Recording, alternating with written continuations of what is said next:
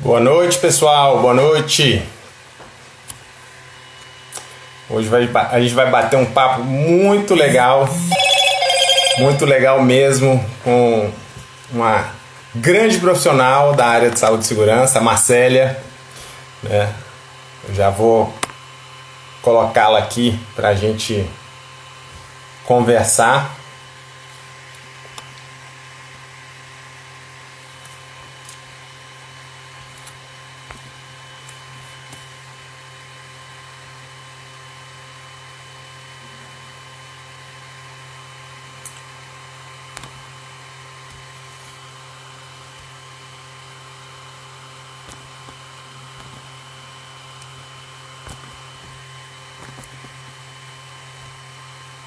Ela já está entrando.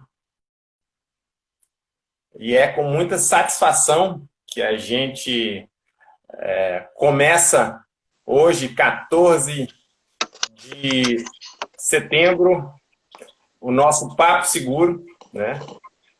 Minha amiga Marcélia já está aqui para a gente bater um papo, né? Papo Seguro, né, Marcélia? Boa noite, seja bem-vinda.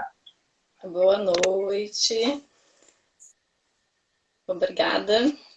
Vamos falar um pouquinho hoje, né, sobre desafios e oportunidades de HO nesse contexto, né, de GRO e PGR, né, que é o assunto aí do momento.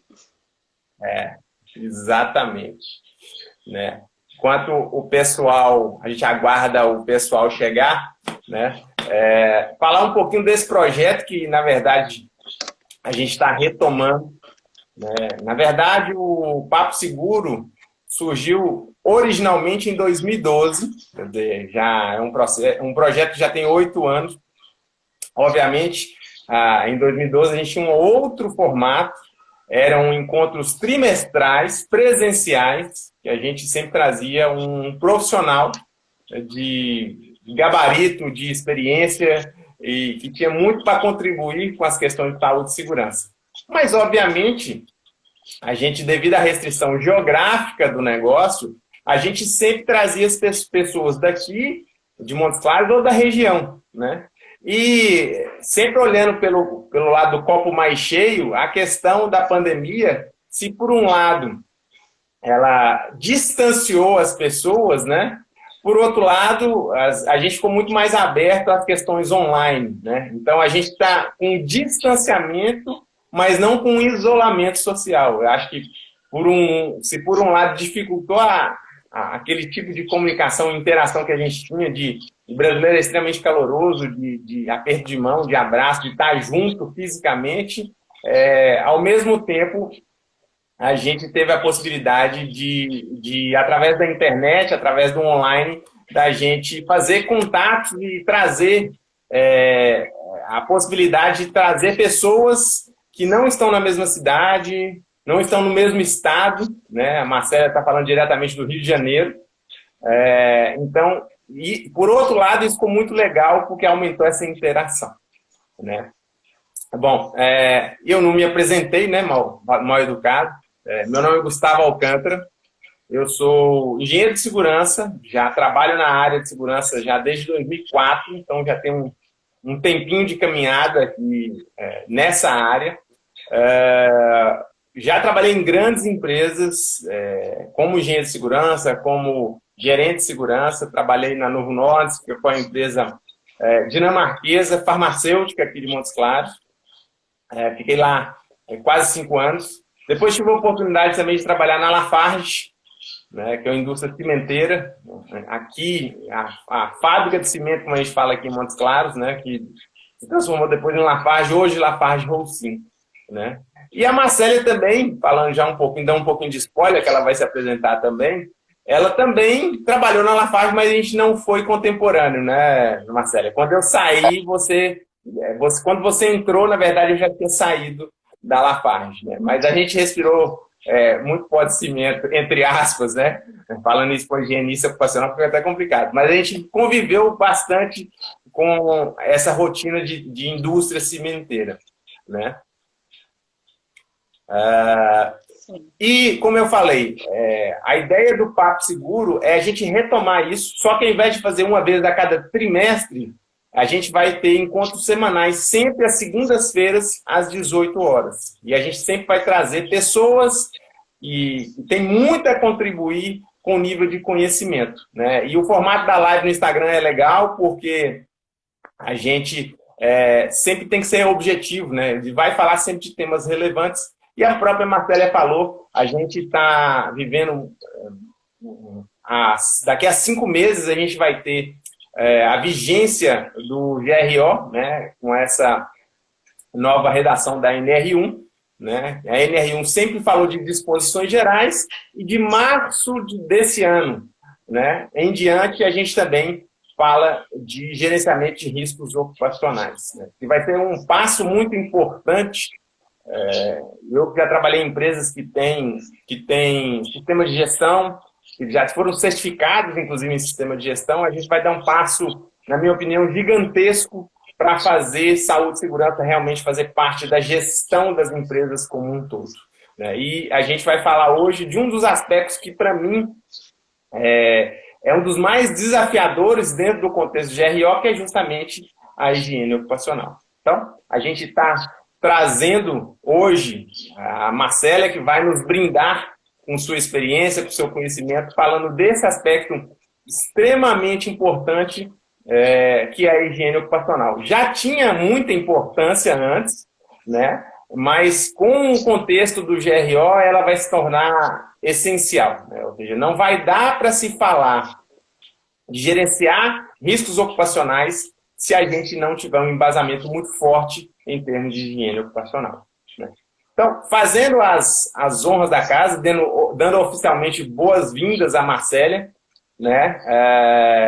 Ela é técnica de segurança, ela é engenheira de produção, né? Engenheira de segurança do trabalho e também tem pós-graduação em higiene ocupacional. Então, é uma pessoa que tem realmente muita experiência, né, nessa área de higiene ocupacional e a gente vai bater um papo aqui, vai ser um bate-papo mesmo, né?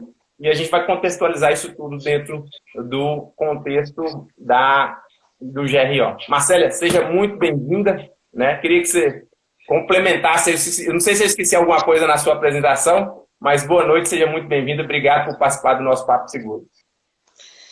Boa noite, Gustavo. Boa noite aí ao pessoal que está nos assistindo. Primeiro, eu gostaria de agradecer o convite, né?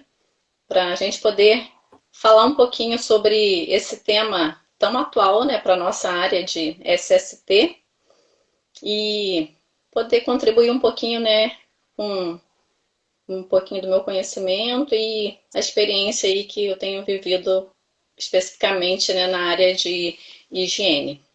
Se você esqueceu de alguma coisa, eu tenho formação também em bombeiro civil, apesar de nunca ter pulado, né? Mas tem uma formação.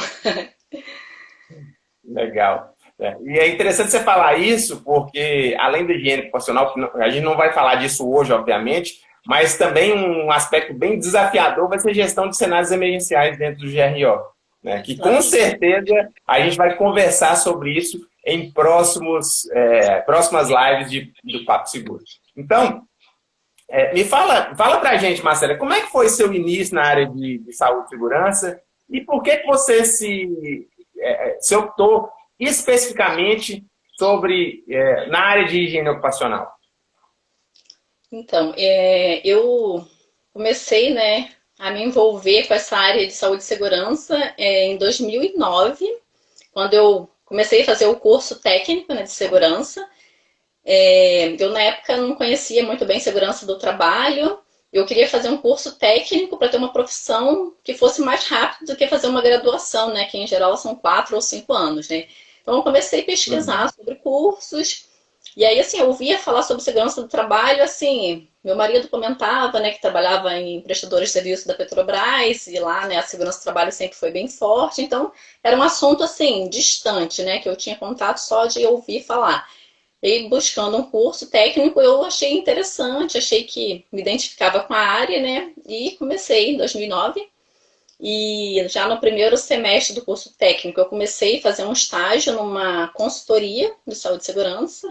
Então, assim, foi uma primeira oportunidade que para mim foi muito boa, né? Que eu pude aprender muita coisa, né? Que quem trabalha em consultoria sabe, né? Que a gente tem contato com diversos segmentos, né, de empresa. Você acaba aprendendo bastante coisa de documentação e também de prática no campo, né? Então, esse primeiro contato, né, profissional com esse estágio na consultoria já me ajudou bastante, né? E aí fiz o curso, né, comecei a atuar como técnica e decidi que eu queria ser engenheira de segurança, né? E aí fui escolher qual engenharia fazer. Fiquei em dúvida entre ambiental e produção, mas optei pela produção, justamente para ter essa questão de visão, de gestão mesmo, né? Fiz engenharia de produção, já terminei emendando direto na especialização de segurança do trabalho. Fiz a especialização, né, que dura quase 2 anos, né? E nesse meio tempo eu comecei a atuar especificamente na área de higiene ocupacional na empresa que eu atuava na época. A empresa passou por um processo de fusão, que inclusive era a Lafarge, né, que hoje é a Lafarge Holcim. E com a fusão eu passei a ser responsável pela área de higiene ocupacional, então eu senti necessidade de ter Eu não uma estou te escutando. Você está me escutando? Sim. Ficou mudo. Ah, eu estou te ouvindo. Vê se as outras pessoas estão ouvindo. Ao vivo tem dessas coisas. É. Será que as outras pessoas estão ouvindo ou só você que não?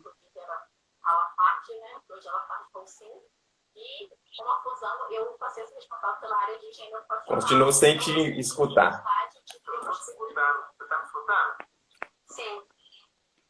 Então, agora eu estou em silêncio. Você está me ouvindo? Não, pode falar, pode continuar falando aí. Vai dar Tá. um delayzinho, eu acho, mas pode continuar. Tá. Ah, então. O pessoal está respondendo que está ouvindo. E aí, como eu estava falando, né? Eu comecei a trabalhar na empresa. Fiquei responsável pela área de higiene ocupacional. E aí eu senti necessidade de fazer uma especialização na área de higiene. E aí eu fui buscar uma pós de higiene e eu queria fazer uma pós presencial. E não é muito comum a gente encontrar pós de higiene presencial. Mas nas minhas pesquisas eu encontrei que tinha uma pós na Unicamp, né, que fica em Limeira, em São Paulo, e eu decidi encarar o desafio e fiz a especialização. E comecei cada vez mais me interessar pela área, né? Eu falo que a área de higiene é um mundo gigantesco, né? E cada vez a gente descobre que a gente precisa estudar mais.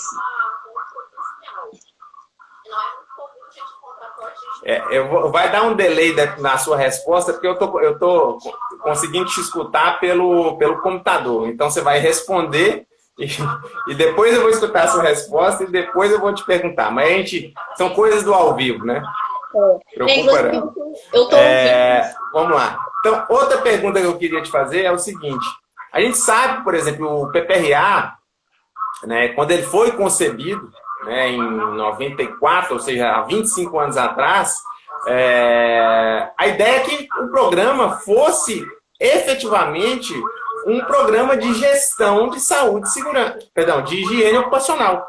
Mas que esse conceito, na verdade, ele meio que se perdeu. A gente tem uma visão muito cartoral, né? Muito de documento, né? E, infelizmente, a maioria das empresas, elas estão preocupadas de ter o documento para, no caso de fiscalização, elas apresentarem, ou então, quando elas vão prestar serviço em outras empresas, né, na Petrobras, na Vida, na Vale e outras grandes empresas, elas são exigidas, né, que essas empresas tenham um sistema de gestão e um nível de maturidade mais robusto, né? Você concorda que essa visão de documento, essa visão cartorial de saúde e segurança meio que desvirtuou o conceito original do PPRA e da própria gestão de higiene ocupacional? O que você acha disso? Sim, eu concordo assim, com a sua colocação. O objetivo original, né, da NR9, que era dar as diretrizes, né, para as empresas implementarem um programa de higiene ocupacional, infelizmente se perdeu e ele acabou se transformando em mais um documento que as empresas precisavam fazer, e as empresas recebiam aquele documento, recebem, né, e na maioria dos casos, nem lê o documento, coloca na gaveta e vida que segue. A empresa quer ter o documento para, no caso de receber uma fiscalização, no caso de for auditada, ela ter o documento, a data e o dia. Mas ela não pega o documento, ela não olha o plano de ação, ela não implementa nada, e aí vem ser um ano. A empresa precisa renovar o documento, mas renovar para ela é simplesmente atualizar a data e manter o documento em dia, para não ser pego numa auditoria com o documento vencido. Mas não entende que precisa ser um documento vivo, um programa, né, implementar as ações, fazer uma análise global no final do ciclo. Então, infelizmente, é verdade isso que você falou. Vou tentar colocar o fone aqui para ver se melhora. Só um instantinho. Tá. Inclusive, eu estou ouvindo o eco do que eu estou falando depois no seu computador.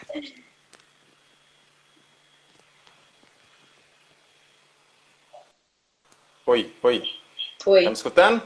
Tô te ouvindo. Beleza. E a gente sabe também que o PPRA ele está literalmente com os dias contados, né? Porque com a entrada em vigor do PGR em março, né? O PPRA, da forma como a gente se acostumou há 25 anos, ele vai acabar, né? E tem muita gente pensando, e inclusive profissionais que têm experiência, né? Essas pessoas pensam que o PPRA vai ser, perdão, o PGR vai ser um PPRA que a gente vai acrescentar ergonomia e risco de acidente, né? Você acha que é isso mesmo? Ou essas pessoas vão ter uma surpresa, digamos, um pouco desagradável? É só colocar ergonomia e acidente está resolvido ou é mais que isso? Na verdade, é bem mais que isso, né? Eu vejo muitos comentários, né, relacionados a esse assunto que as pessoas falam, o PGR nada mais é do que um PPRA turbinado, que vamos incluir os riscos ergonômicos, riscos mecânicos e de acidentes.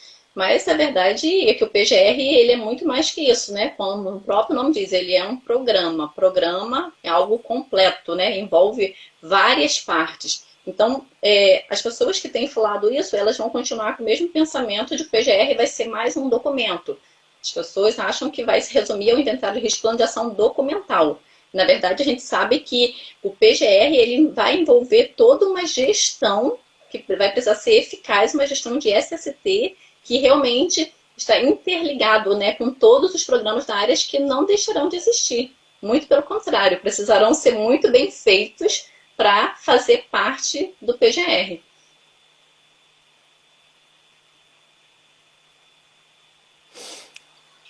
Uma outra coisa que a gente tem percebido, né? A NR1 foi atualizada, apesar delas começar a vigorar só em março do ano que vem, assim como a NR7, a NR9, a NR18, a NR17 está para sair a publicação, né? Então a gente tem visto, desde o ano passado, na verdade, um movimento por parte da CIT, né, a Subsecretaria de Inspeção do Trabalho, que hoje está no no Ministério da Economia, no antigo Ministério do Trabalho, né, eles têm declarado que a intenção do governo é simplificar e harmonizar as normas, de uma forma geral, as NRs de uma forma geral, que eu acho extremamente positivo, né? Mas se a gente pensar do lado das empresas, a gente pode considerar que realmente vai haver uma simplificação, né? Alguns eu já vi de pessoas, né, que não são da área, mas são de empresas, de RH, etc., falam de PPs, né? PPRA, PCMSO, PPR, etc., ou seja, dos programas, né? Para as empresas, por um lado, a gente vai ter só dois documentos. Vai ter o inventário de risco e o plano de ação, que são componentes do PGR, né? Para as empresas, eu tenho a impressão, a percepção que vai simplificar. Mas e para o prevencionista, para o profissional de segurança? Você acha que vai simplificar também? Vai ficar mais fácil, mais difícil? O que você pensa disso? Qual que é a impressão que você tem disso, Marcela? Então, em relação a esse ponto, eu penso o seguinte, o profissional de SST que já atua fazendo uma gestão, né, integrada de toda a documentação que abrange a área, né, que é uma documentação muito vasta, para esse profissional, ele não vai ter grandes dificuldades, porque ele já faz esse trabalho, independente de existir atualização na R1 ou não. Né? E principalmente as empresas, né, que já têm sistema, né, de gestão integrado, para essas empresas, né, vai ficar mais simples ainda. Né? Eles vão simplesmente aprimorar aquilo que ele já vem desenvolvendo. Né?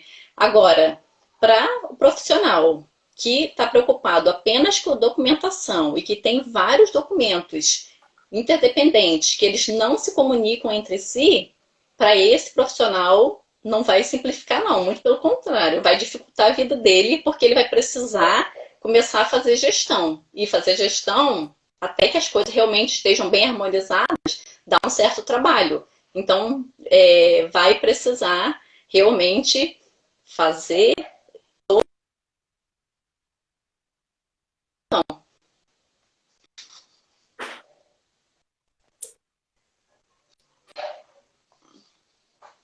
Travou aqui sua imagem para mim. Você está me vendo? Tô, Acho que a minha internet está meio... Não, agora voltou. Agora travou de novo, vai para voltar. Agora voltou. Né?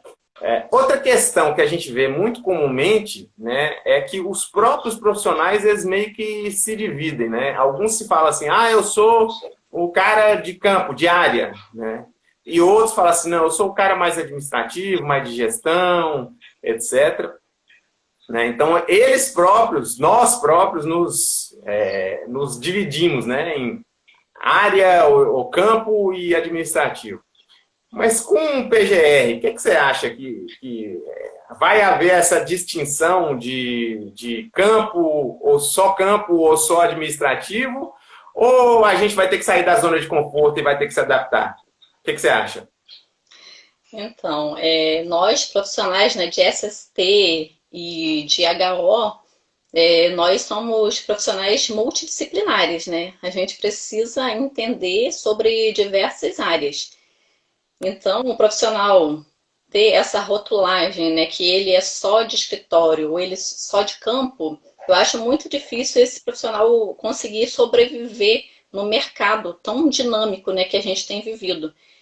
Cada vez mais as empresas estão buscando um profissional multifunção, né? Principalmente nessa época de crise que a gente tem vivido, né? Com as empresas tendo que tomar medidas mais drásticas, muitas vezes tendo uma redução agressiva de equipe, né? Então, o profissional que fica, ele acaba tendo que assumir coisas que, de repente não era ele, de repente ele era o profissional de campo, mas o profissional de escritório teve que ser desligado, reduziu a equipe, e ele vai ter que assumir o escritório também. Então, o profissional ele precisa conhecer um pouco de tudo. Claro que cada profissional tem um domínio numa área mais específica, mas isso não significa que ele não tenha que ter uma visão ampla, né, de todos os assuntos que fazem parte desse universo. Então, não tem mais como sobreviver, né, sem se adaptar a essas mudanças, né, que são muito dinâmicas, né? Até tem uma frase bem conhecida, né, que fala que não sobrevive o mais forte nem o mais inteligente, mas sim aquele que consegue se adaptar. E é bem isso que a gente vê na prática, né?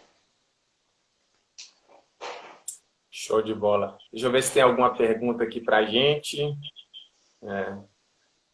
Tô vendo aqui o pessoal, gente boa aqui, Neyton, Renildo, lá de São Paulo. Nós estamos interestadual aqui, Marcelo. Eu tô vendo Isaac, também. O grande Gilson Luna, tem tempo que eu não ouço falar de você, meu amigo. Tá sumido. Gilson é tecnólogo, Neyton tecnólogo. Né? Então, uma galera que trabalhou com a gente aqui. Bom, espero que a gente esteja contribuindo para vocês. Eu tô vendo aqui a minha amiga.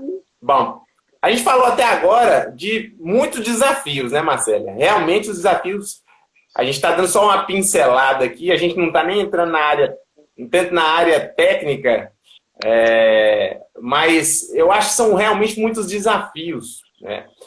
Até porque, como você mesmo falou, apesar da gente ter, por exemplo, na nossa área de engenharia de segurança, a gente tem uma grande carga horária de higiene ocupacional, né? a gente ainda é muito carente em termos de gestão de saúde, de higiene ocupacional. Ou seja, a gente atende muito atento à parte técnica, né? Mas nem tanto à parte de gestão. Então, fazer um bom trabalho de higiene ocupacional não é só simplesmente sair fazendo medição. A gente vai falar, eu vou te fazer uma pergunta específica sobre isso.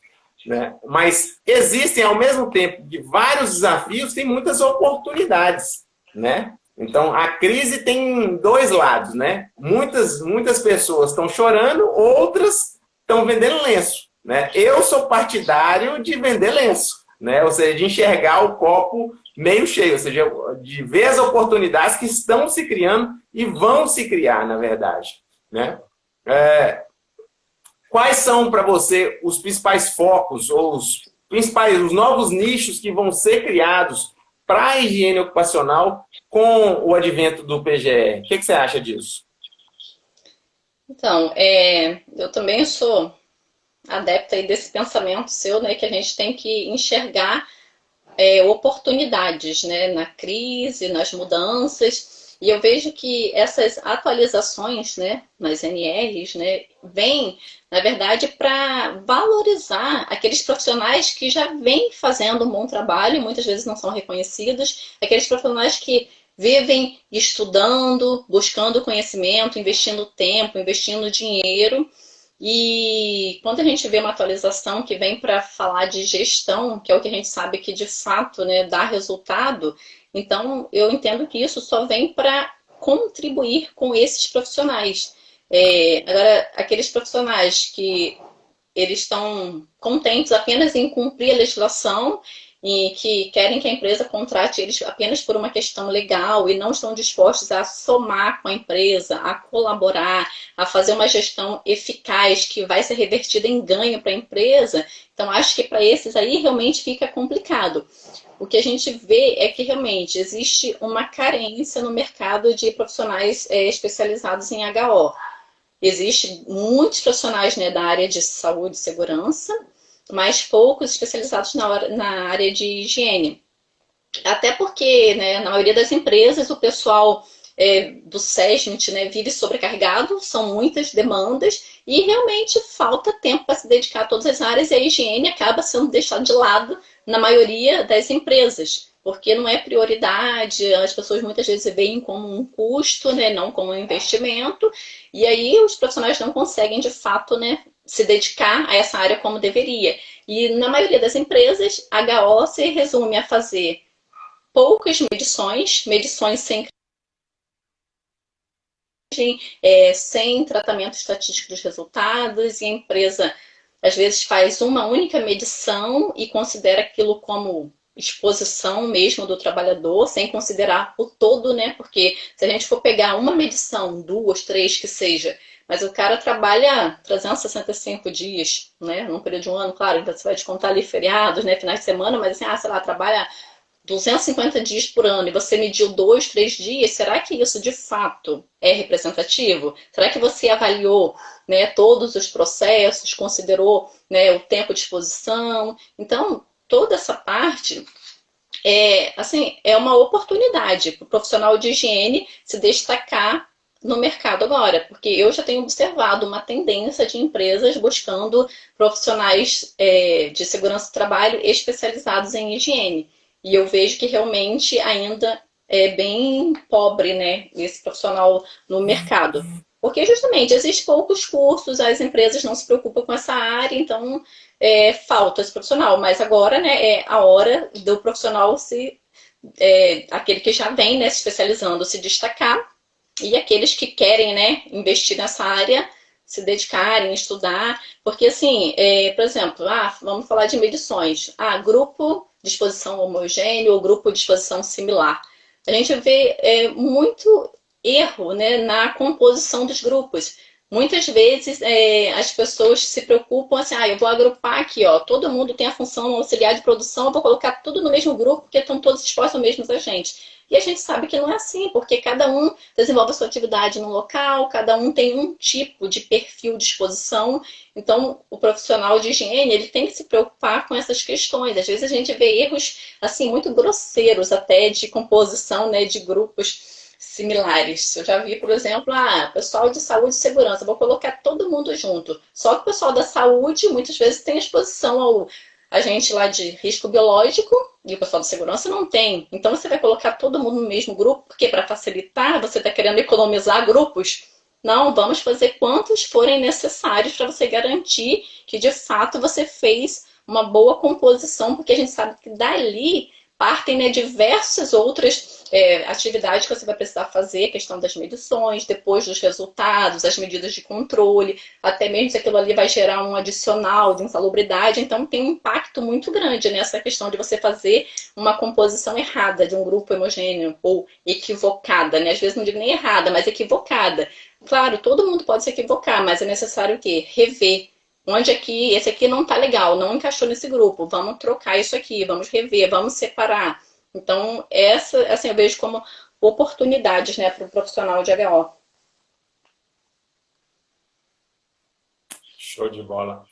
Você falou mais cedo, inclusive, de adicionais de insalubridade, por exemplo. A gente sabe que o foco do GRO não é a caracterização da insalubridade, né? Sim. Mas, óbvio, né, quando você tem um gerenciamento de risco bem feito, né, isso não vai te caracterizar a condição insalubre, mas vai te dar uma baita de uma base para você identificar, por exemplo, exposições que estejam acima do limite de tolerância, que isso tem que entrar no seu plano de ação como uma ação necessária, né? Ou seja, não vai caracterizar, mas obviamente vai te dar toda a base, né? Deixa eu ver uma pergunta que o Reinildo está fazendo aqui. Na verdade, ele está fazendo uma redação aqui. E antes disso, a K Nascimento está perguntando aqui, onde encontramos esse tipo de especialização? Marcélia, você fez em São Paulo, não foi? Sim. Qual? Você sabe quais são você pode falar quais são as faculdades que fazem isso? Ela deve estar perguntando em tipo de pós-graduação, eu imagino, né? Sim, sim. Eu fiz, né, na Unicamp de Limeira, né, que fica no interior de São Paulo, que é um curso presencial com aulas quinzenais. E assim, quando eu pesquisei, né, presencial, tinha esse e tinha um na Bahia. Então, assim, a Bahia para mim era inviável, né? Porque eu sou do Rio, então São Paulo era mais viável. Mas, assim, eu sei de outras instituições que têm esse curso de forma semipresencial, né? A USP e tem a Faculdade de Ciências Médicas aí em Minas, que faz esse curso, você estuda à distância e você vai uma vez por semestre para prestar as provas. E, assim, essas são as mais conhecidas, né? As mais de renome no mercado, né? Outros eu realmente eu não conheço. Mas eu sei que tem outras também.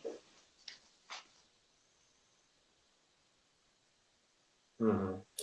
Renildo está perguntando aqui, deixa eu ver, ele fez uma pergunta, fez várias perguntas aqui, deixa eu buscar aqui, né?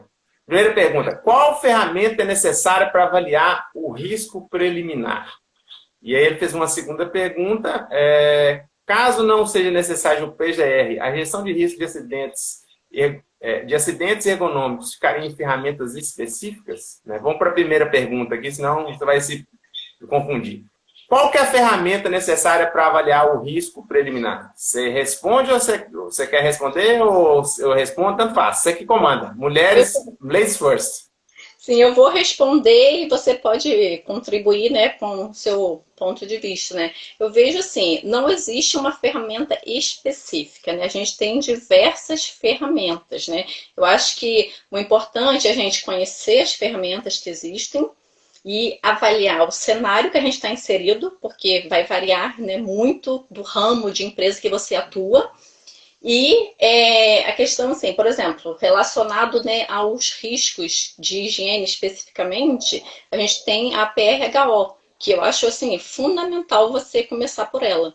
Uma PRHO bem feita, né? Que a gente vê muita PRHO por aí preenchida de qualquer maneira. Não é assim. Agora, uma PRHO bem elaborada, bem preenchida, eu acho que é uma boa ferramenta para você começar. Mas assim, não posso falar assim, você tem que usar essa especificamente. Não, vai depender realmente do cenário, né, que a pessoa está atuando. A segunda pergunta é o seguinte: caso não seja necessário o PGR, né? Obviamente a gente tem alguns casos, como o MEI, né? Algumas empresas de risco 1 e 2. A gestão dos riscos de acidentes ergonômicos ficaria em ferramentas específicas, né? Só antes de você responder, obviamente, pessoal, a gente sabe que é muito difícil a gente não ter uma atividade sem nenhum risco.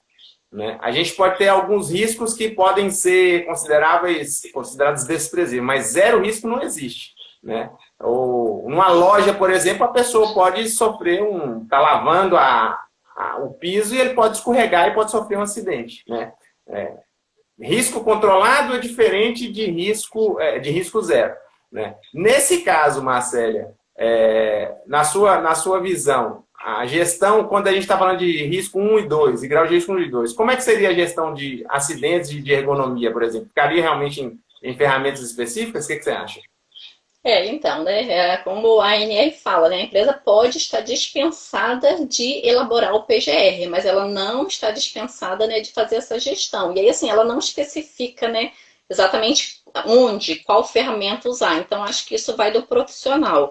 Mas, assim, a empresa, ela tem que fazer a gestão de forma que, se chegar uma fiscalização e perguntar, olha só, eu quero que você me mostre como que você faz a gestão dos seus riscos de acidente. Você tem que conseguir mostrar para ela. Não importa qual ferramenta você está utilizando. Se você está utilizando um software de última geração ou se você está utilizando planilhas em Excel bem elaboradas. Se você consegue fazer gestão ali e você consegue mostrar que você faz de fato, eu acho que isso não importa. O que importa é realmente o papel do profissional conseguir dominar isso que ele precisa fazer no seu dia a dia. A ferramenta, é claro, que a gente sabe que uma boa ferramenta ajuda muito. Né? Hoje a gente tem diversos softwares no mercado da área de saúde, da área de higiene, que pode ajudar muito o profissional, mas ela não é determinante. De nada adianta você ter um excelente software se você não faz a gestão. O papel do profissional, ele não é eliminado com a tecnologia, ele é facilitado. Até porque, como você bem disse, né, e eu achei uma coisa bastante inteligente por parte do legislador de não definir uma ferramenta, porque a gente tem várias, né? Tem a PRHO que você falou, a tradicional APR, a gente tem brainstorming, a gente tem checklist, né? E na Europa, por exemplo, onde esse assunto já é discutido há bem mais tempo, por exemplo, a União Europeia tem a OIRA, que é como se fosse um checklist, uma simplificação, né, para empresas de menor risco. Né? Também um comentário, por exemplo, a gente tem, por exemplo, a possibilidade de um MEI, por exemplo, ser um pintor. Um pintor pode ser um MEI, né? Que é diferente da maioria dos 95% dos MEIs, realmente tem um nível de risco e um nível de complexidade em termos de atividade muito menor. Mas quando você fala de um pintor, por exemplo, que pode ser um MEI, já muda de figura. Por quê? Quando essa pessoa, esse pintor, for prestar serviços, por exemplo, ele tem que apresentar um inventário de riscos. Né? Então, a gente tem que olhar isso muito caso a caso, porque a gente deixa de ter aquele negócio já. Várias pessoas... Você tem modelo de PGR? Eu não gosto muito de falar de modelo, né? Porque, de novo, a gente tem ainda aquela visão de documento. Eu preciso de um documento, eu preciso apresentar uma planilha, etc, etc. E a gente tem essa possibilidade de desenvolver uma ferramenta. Como você bem falou, vai depender do profissional. E aí, eu também sou da opinião que a gente, a partir de março, a gente vai separar literalmente o joio do trigo. Ou seja, aquele profissional que vive de Ctrl-C, Ctrl-V, de modelo e etc., ele vai ter a vida um pouco mais, para não dizer muito mais complicada. Né? Com certeza, na minha opinião, a gente vai dar a régua, o nível do mercado vai subir com o PGR, felizmente. Né? E mais cedo a gente falou também sobre inventário de risco, né? Que deve considerar 11 diferentes aspectos de acordo com a NR1. Né? Então, é algo que é muito mais abrangente. Então, explorando mais esse conceito. Por exemplo, uma indústria química, uma construtora, uma farmacêutica, uma cimenteira, né, uma mineradora, eles utilizam vários tipos de produtos químicos no processo produtivo, né? Tudo isso tem que, obviamente, estar no inventário, né? Como seria a atuação de higiene ocupacional ou do higienista ocupacional para ajudar a empresa nessas questões? A empresa deve também, dentro do seu inventário de risco, fazer um inventário específico para produtos químicos, ou pelo menos esse inventário de produtos químicos deve constar do inventário de riscos? Então, na verdade, consegui compreender bem a sua pergunta, mas eu entendi mais ou menos que é relacionado a produtos químicos, né? Como o profissional de higiene pode colaborar com a empresa nessa questão, não é isso?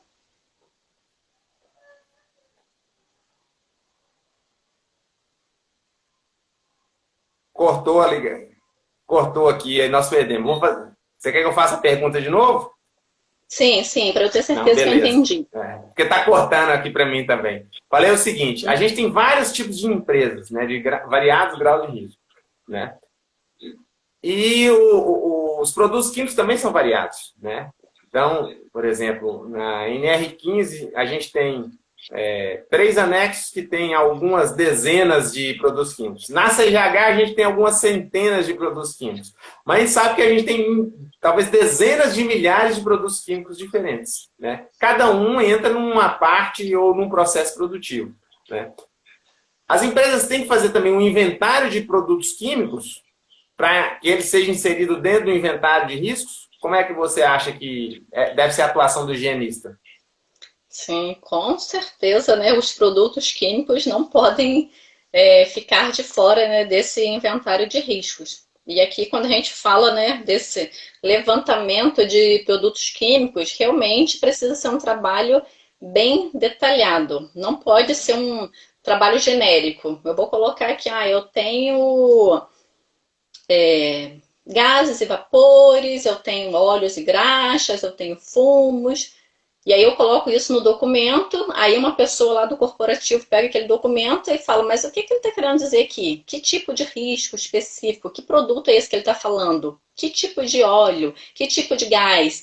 Então, o profissional de higiene, ele precisa, nesse momento, né, de levantamento, fazer um trabalho detalhado.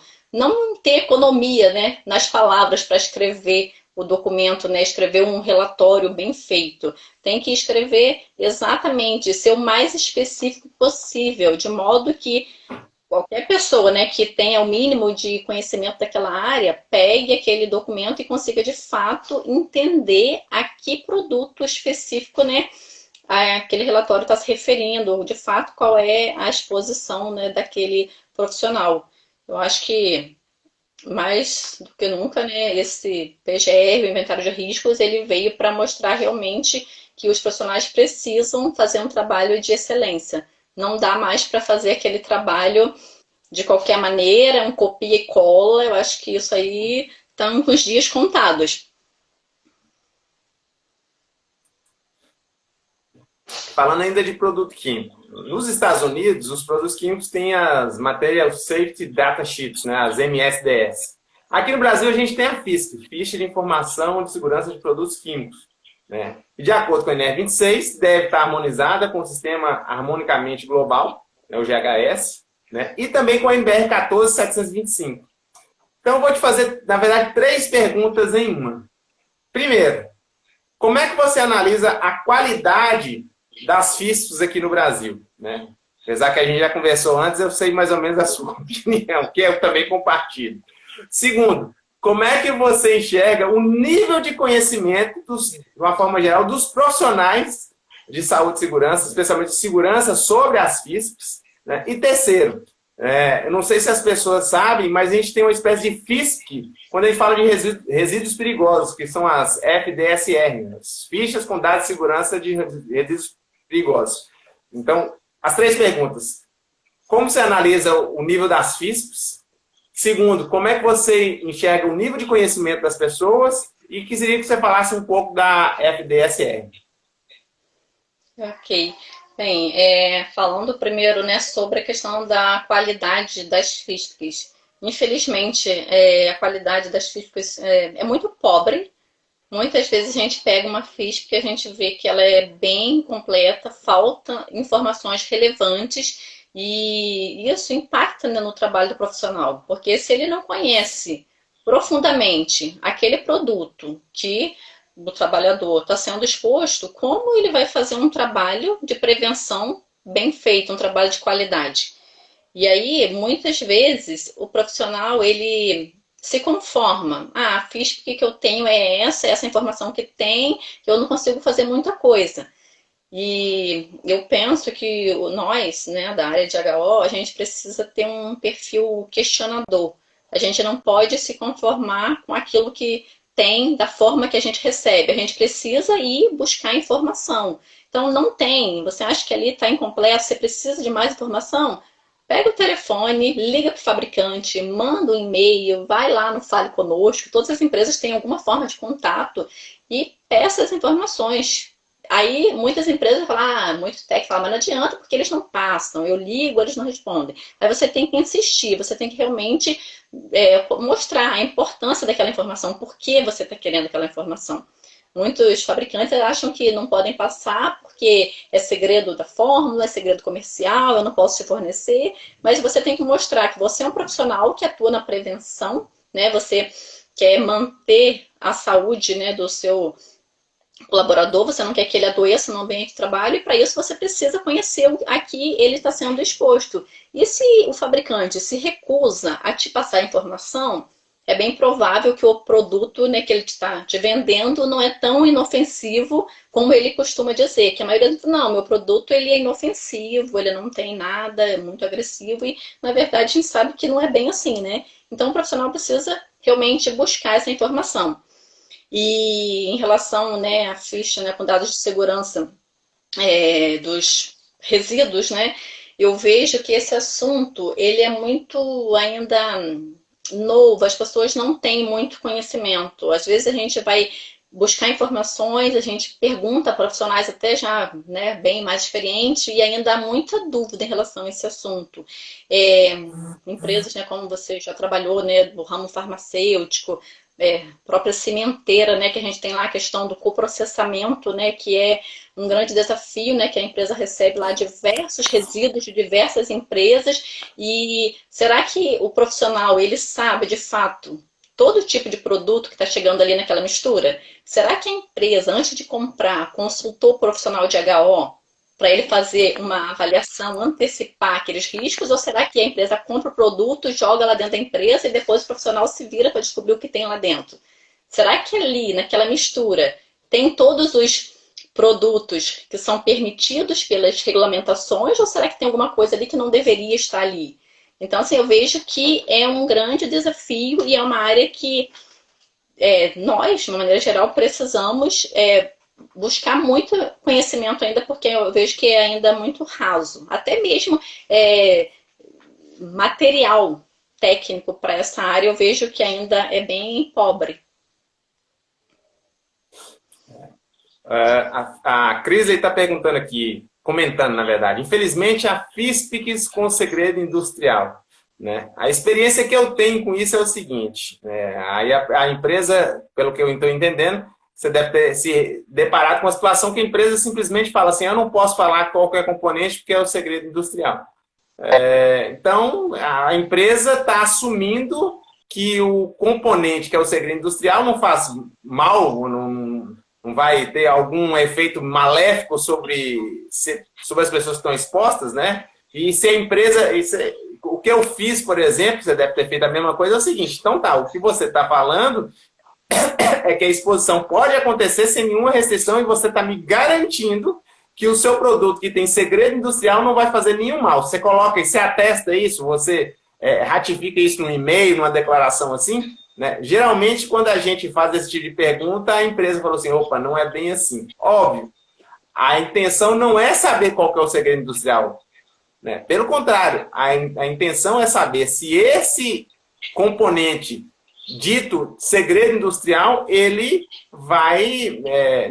vão me garantir que não faz nenhum mal. Né? Pode ser um agente carcinogênico, um agente que a gente não tem controle. E essa é a intenção. Né? E, na verdade, a gente tem que ter o jogo cintura e a maldade, no bom sentido, de negociar, entre aspas, com o fabricante. Né? Você concorda com isso? Sim, com certeza. Inclusive, eu vejo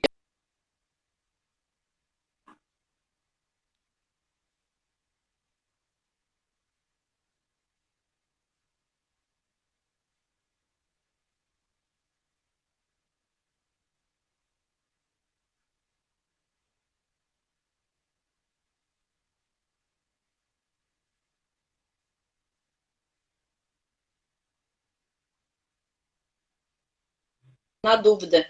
Ele faz mais ou menos até, né, onde chega a informação para ele. Dali para lá, ele está trabalhando no escuro. Eu acho que isso que a gente não pode aceitar e precisa mudar. E isso é a qualidade das FISPs, elas só vão mudar quando nós, profissionais, começarmos a pressionar as empresas. Tá, a empresa só vai comprar o seu produto se você, de fato, disponibilizar todas as informações que a gente precisa para fazer o nosso trabalho.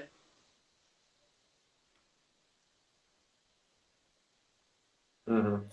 E muita gente, profissionais, empresas, as pessoas não fazem avaliações de agentes ambientais porque geralmente associa, né, a medição, né, a altos custos, ruído, poeira, vibração, agente químico, etc. No entanto, o controle começa não na medição quantitativa, mas parte inicialmente, como você falou já, de uma boa estratégia de amostragem. Ou seja, um trabalho começa bem antes de colocar o dosímetro, uma bomba ou um acelerômetro, né?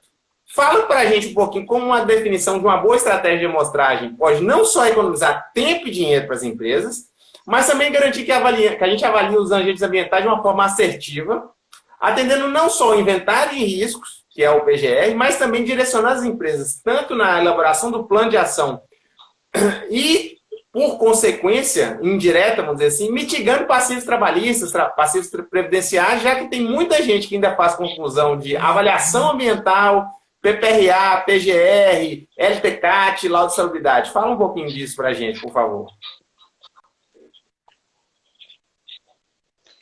Então, eu vejo assim, a estratégia de amostragem, ela é fundamental, né, para a gente garantir que as medições, de fato, elas sejam representativas. Porque o que a gente vê na maioria das vezes, as empresas fazem medições aleatórias, em geral poucas medições, né, sem critério, muitas vezes medições tendenciosas, né, sem se preocupar com o mapeamento, né, do processo e, além de tudo isso, né, depois, quando recebe o resultado, não tem nenhum tratamento estatístico, às vezes pega ali aquele resultado, considera aquilo ali como um resultado realmente, né, que reflete a exposição no dia a dia do trabalhador e um controle de risco inadequado, às vezes faz uma ou duas medições num dia atípico, a medição dá abaixo lá do limite, abaixo do nível de ação.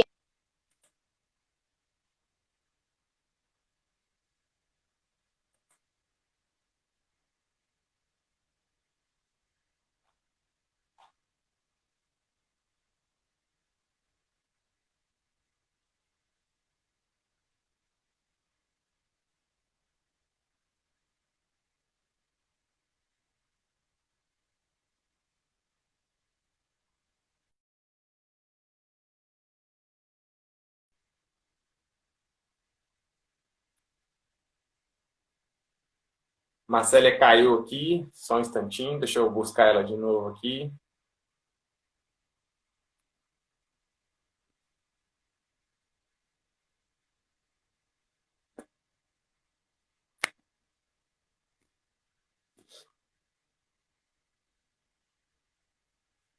A internet deve estar oscilando. A gente já está chegando no final também da nossa live, está faltando 5 minutinhos.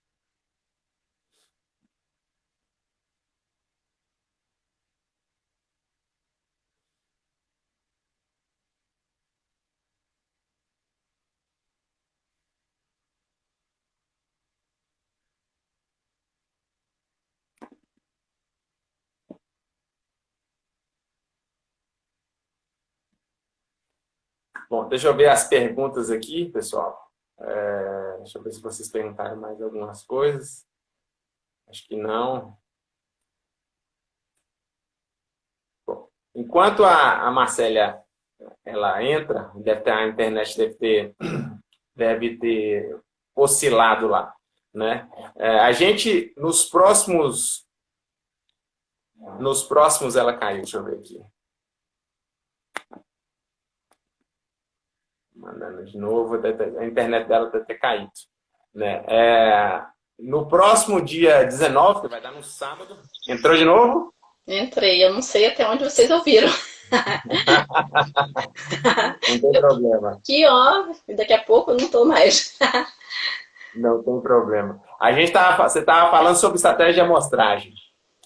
Então, assim, eu não sei, né, até onde vocês ouviram, né? Mas assim, eu estava falando, né, sobre a importância, né, de uma boa estratégia de amostragem, né, o quanto isso pode colaborar com a empresa, né? E uma boa estratégia de amostragem, ela deve estabelecer, né, onde que eu vou amostrar, quem eu vou amostrar, quanto tempo. Eu preciso conhecer muito bem os processos, eu preciso saber que tipo de produtos são utilizados ali, eu preciso saber o modo operacional, se é automatizado, semi-automatizado, se é manual, os produtos que eu vou precisar medir, qual a metodologia indicada para aquele produto, para aquele agente. Então, assim, eu vejo que a estratégia de amostragem, ela vai, na verdade, ser um investimento para a empresa, porque ela vai fazer medições assertivas que vão indicar resultados que refletem, né, o perfil de exposição daquele trabalhador, e a empresa vai poder atuar de forma assertiva, sem desperdiçar dinheiro com medições que não vão dizer nada. E eu vejo assim, muitos profissionais perguntam, mas por onde eu começo? Quantas amostras?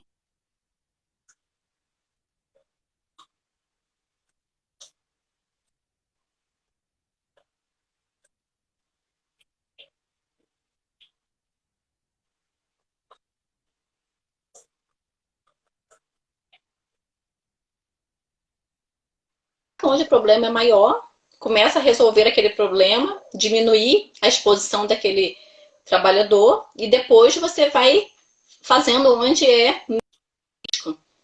Eu acho que é por aí que a estratégia pode colaborar.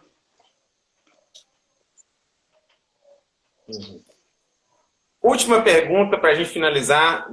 Nós temos 2 minutinhos, né? Antes, eu quero te agradecer imensamente pelo seu tempo de estar aqui, a gente batendo esse papo. Estou aprendendo pra caramba, pode ter certeza, e todo mundo que está aqui tirou um tempinho para te ouvir e também está aprendendo. Pelo que a gente conversou, Marcélia, nós temos inúmeros desafios. Na sua opinião, se você fosse falar de 3 a 5 pontos específicos de atenção de higiene ocupacional, considerando que as empresas em março já vão estar tem que estar com o PGR rodando, o que você destacaria? 3 a 5 pontos.